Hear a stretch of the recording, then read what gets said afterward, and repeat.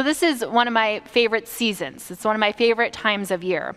And it's not actually because of Passover, and it's not even because of spring and the flowers blooming and the temperature rising and the weather finally deciding to be warm and staying warm.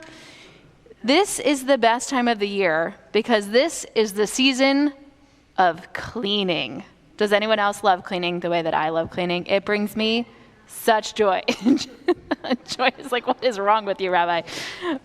Well, every single year, by the time April arrives, I have an inexplicable, uncontrollable desire to purge, to sanitize, to reorganize, to take stock of what I have, to get rid of what I don't, and to replace the old with the new. And I'm not alone, although Joy is not joining me. It's why spring cleaning is a thing in the first place. As we transition from one season to another, we want a reset. Spring cleaning is about more than just tidiness. It's an opportunity to evaluate where we are, where we want to go, and what we need to get us there. A moment to look backward and forward at the same time. As we unpack dusty storage containers of shorts and bathing suits, we're reminded of who we were in seasons past and imagine who we want to be and what we want to do and experience in the future. And for our kids, it's a moment when we look at how much they have grown, literally and metaphorically, over the past few months, and get concerned about the amount of new clothing that you're going to need to buy. In Judaism, we observe spring cleaning too. You might even say we invented it. I don't want to brag. Because we all know that on Passover, we don't eat chametz, leavened bread. But we are not just commanded to abstain from eating chametz, we are commanded to remove it from our homes. In Exodus, we read, "Throughout the 7 days, unleavened bread shall be eaten. No leavened bread shall be found with you, and no leaven shall be found in all of your territory." It's not enough to just not consume leavened products. We need to eliminate it entirely from our spaces. And if you've ever cleaned your home according to halakha, according to Jewish law, or if you've ever seen someone do it, it is not for the faint of heart. It involves much more than a simple cleaning out of the cupboard.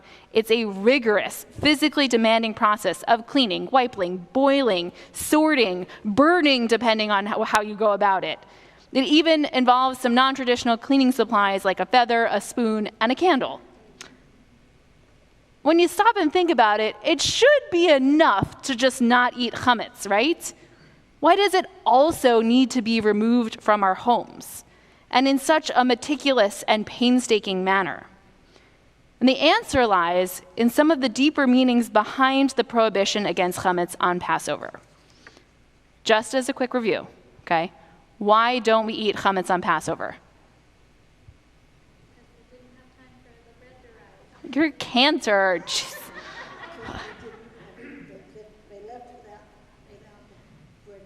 Wonderful, great, right? Okay, we're going to review that because I'm concerned that we didn't know that immediately, right? The story goes, right, that the Israelites didn't have enough time for their dough on their backs to rise, and it became matzah, and so now on Passover, we don't eat chametz, we don't eat bread that rises. Okay. But as is always the case in Jewish tradition, almost, there are layers of meaning that have been added onto this ritual. One interpretation. The word chametz comes from the roots chet mem sadik, the same roots of chamutz, which means sourness. Sour, right? On Passover, we rid ourselves of the sourness in our lives. Not just in what we consume, but we eliminate sourness from our living spaces, from our homes, from our surroundings. And chametz has also come to represent arrogance, pride, and puffed upness, right? What does yeast do? It makes something bigger, right? It fills it with air, with nothingness. It represents the kind of self-involvement and self-obsession that weighs us down in life, that inhibits relationships and personal growth. Matzah, on the other hand, does not rise. It is flat. It is simple. It represents what it means to be humble in this world. As Rabbi Danya Ruttenberg explains, we sweep away our illusions about ourselves, the ways in which we try to put ourselves first, the ways in which we hear others a little less well because we think of ourselves as more important, the ways in which we take shortcuts on our integrity and deepest values. There's no cabinet in which we can lock away our pettiness and our meanness for a week. When we clean our homes for Passover, we are intentional. We act. We seek out our arrogance, our egotism, our pride that has been souring in the nooks and crannies of our homes and our minds and our hearts. And when we find that chametz, we don't just throw it away. We burn it completely. And we know that we probably missed some crumbs here and there.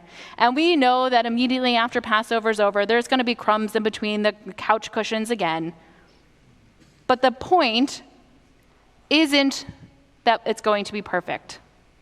Much like the teshuvah, the repentance that we do in anticipation of the high holidays, the goal is not, nor is it ever, perfection. The goal is improvement. The goal is to stop and reflect, to bring awareness to the existence of our spiritual chametz, and to aim to do better in the year to come. So why am I talking about this right now on the 6th day of Passover? The time to clean has come and gone. But I'm offering this tonight because I don't know about y'all, but I'm at the point in Passover where I am done. Woof. Oh my goodness. I find myself longing for that slice of pizza and I cannot look at another piece of matzah. So I find that this teaching, this interpretation, is a helpful reminder of why we are doing this, why we don't eat chametz on Passover. That this ritual is not just about self-affliction, it's not just about the symbolism of consuming the bread of affliction and remembering the stories of our ancestors, but it's intended to cause us to think about who we have been and who we want to be and what we need to change in order to get there. And that is an opportunity that still stands before us, an opportunity that always stands before us. And especially now as we're about to enter into the Omer, a period in which we do a lot of that same kind of self-reflection. In the Talmud, we're taught that Rabbi Alexandri would offering the following personal prayer after concluding with communal prayers. Ribon ha'olamim galui v'yadua lifanecha shirosonenu la'asot ritzonecha. Master of the universe, it is known before you that our will is to perform your will. Umi me'ekev, what prevents us from doing your will? Se'or sheba'asiyah, the yeast in the dough. The Hasidic thinker known as the Svat Emet suggests that chametz is also related to the word lechamitz, to miss an opportunity.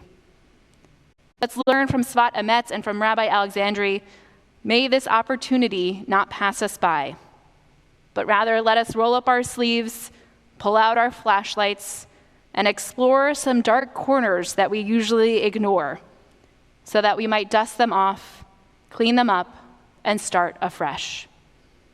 In these last few hours of Pesach, may we reflect on what spiritual chametz we need to rid ourselves of, so that we may not miss opportunities to connect and grow.